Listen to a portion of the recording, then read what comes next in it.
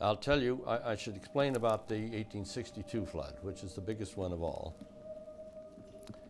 The flood of 1862 created a lake, essentially, all the way down the river, pretty near, both sides of the river, flooded Sacramento significantly, flooded pretty much everything. So we have to be very careful about talking about 100-year floods or 200-year floods. We have a very small view of what Sacramento River can do. My name is George Basye. I'm a retired lawyer from the law firm of Downey Brand in Sacramento, which started in 1926 with the name Downey, Brand, Seymour, and Royer. Well, I have to tell you that I've hardly ever been in the courtroom. My representation was in advising the districts and keeping them out of the courtroom.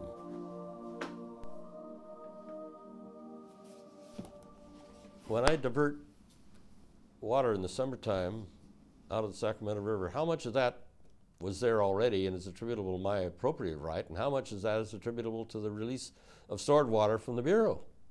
It's all the same color. That went on for 20 years. Finally, the negotiation resulted in a settlement in 1964, which was during the Kennedy administration.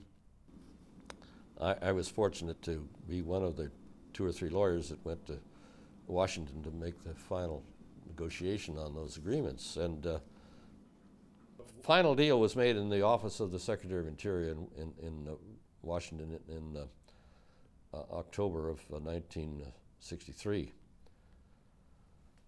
And the Secretary of Interior in his office was, I thought, was very interesting.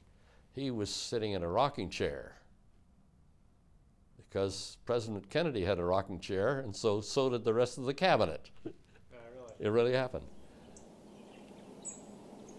When the settlers came to the Sacramento Valley, they found a river which was a large river, and in the wintertime got a great deal larger, and in the summertime got a great deal smaller.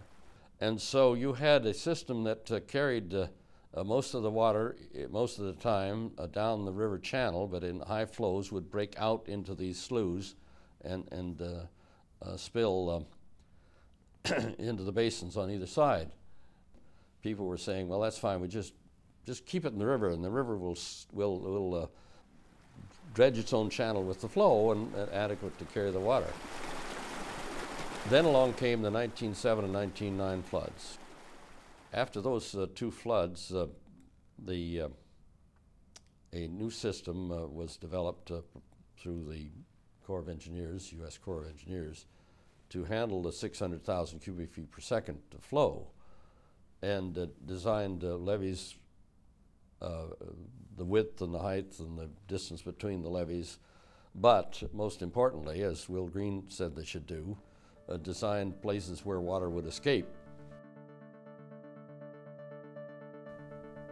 We lose every year as a result of the diminishing snowpack. We lose about 100,000 acre-feet of storage. Folsom Dam stores a million, which is 100,000 times 10. And so we're losing 1/10 of a Folsom Dam every year. When you lose the ability to store the water in the snow, you're going to have to anticipate developing a means to handle the water, the flood water that's going to come in the wintertime instead of in rain and not snow. And yes, that will increase tremendously the pressure on the Sacramento River levee system as well as the Delta system, tremendously over the years.